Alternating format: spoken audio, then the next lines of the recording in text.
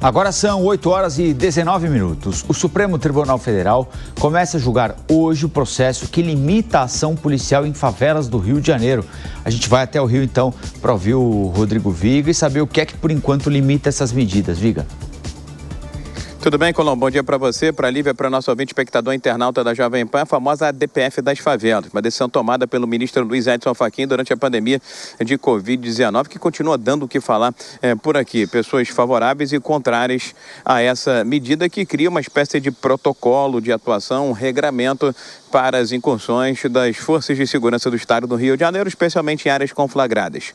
Comunidades e favelas dominadas por tráfico, por milícia ou por narcomilícia, narcotráfico, qualquer que seja a organização criminosa que esteja à frente dessa localidade. Isso começou inspirado, infelizmente, numa tragédia, a morte de um menino João Pedro no Complexo do Salgueiro, em São Gonçalo, há anos atrás, em que ele foi atingido por um tiro nas costas numa ação desastrada, equivocada de Polícia Civil e Polícia Federal. O PSB, o Partido Socialista Brasileiro, entrou com uma ação no Supremo Tribunal Federal e essa DPF das favelas foi decretada, foi assinada pelo ministro Luiz Edson Fachin. Depois de muito tempo, enfim, esse processo foi pautado, essa matéria foi pautada para ser votada. Começa nesta quarta-feira, como você bem disse, viu, o Colombo, Olívia, ouvinte espectadores internautas da Jovem Pan, esse tema, essa discussão que gera muita ansiedade e expectativa por aqui. As partes envolvidas, como se diz aí no meio jurídico, vão ser ouvidas, mas os votos dos ministros do Supremo Tribunal Federal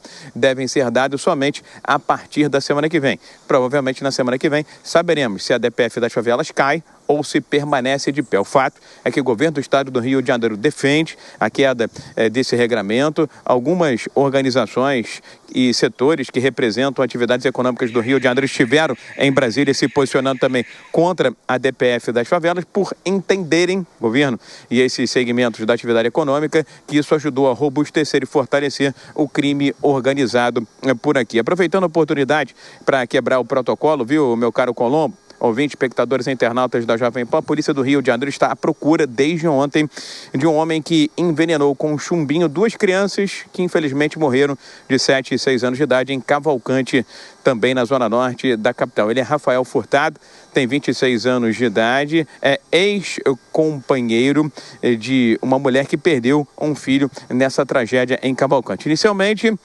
pensava-se, a própria polícia imaginava que ele tinha oferecido doces com chumbinho, mas as investigações apontaram que ele ofereceu um açaí para o filho da ex-companheira com um chumbinho.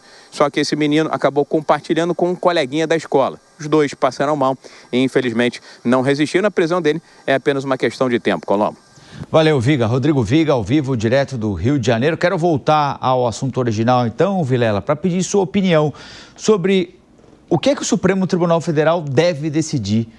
Retomar o comportamento anterior, o modelo anterior, em que a PM é quem toma a decisão, o governo do estado é quem toma a decisão sobre a hora e o local onde deve entrar e a forma como a operação deve acontecer, ou tentar manter o status atual, estabelecendo critérios e regras para que essas operações aconteçam? Olha, Colombo, a necessidade de você combater o crime organizado é uma necessidade que justifica uma medida ostensiva por parte do Estado. No entanto, é evidente que não se pode tolerar excessos, e os excessos têm que ser punidos.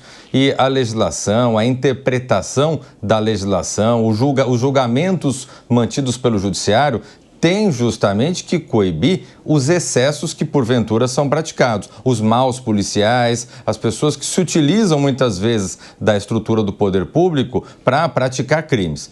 Agora, o fato é que nós vivemos uma guerra contra o crime organizado. A sociedade vive essa guerra e não se vai praticar uma guerra contra uma estrutura organizada como a estrutura criminosa no Brasil, muito bem armada, muito aparamentada, sem que haja um combate, sem que haja uma força ostensiva atuando diretamente. E quando se está em combate, é natural que haja, eventualmente, tiroteio, haja eventualmente algum tipo de situação situação que não é a situação inicialmente desejada, mas ela é necessária para garantir a segurança da sociedade. É importante que haja, acima de tudo, respeito às forças policiais e que se dê condição para que o bom policial, para que a estrutura de segurança do Estado possa efetivamente atuar e que as organizações criminosas, de uma forma geral, possam ser desbaratadas e perder a sua força na atuação que tanto amedronta a sociedade no dia a dia no Brasil.